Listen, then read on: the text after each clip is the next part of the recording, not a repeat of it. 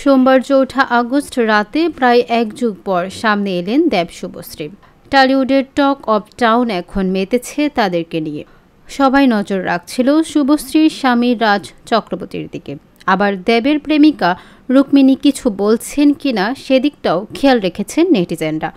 তবে চমক দেখিয়ে পোস্ট দিয়েছেন রাজের প্রাক্তন স্ত্রী। হিন্দুস্তান টাইমসের প্রতিবেদন থেকে জানা যায়, সোমবার ৪ আগস্ট নজরুল মঞ্চে ধূমকেতুর ট্রেলার লঞ্চ অনুষ্ঠানের পর রাজ চক্রবর্তীর প্রাক্তন স্ত্রী শতাব্দী মিত্রর পোস্ট ভাইরাল হয়েছে। সেই পোস্টে শতাব্দী লিখেছেন, কিরে কেমন লাগছে? আমারও ঠিক এরকমই লেগেছিল, ঠিক এই রকমই।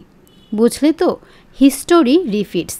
বুকের বাদিকটা চিনচিন করছে তো, আমারও করেছিল ঠিক ১৩ বছর আগে।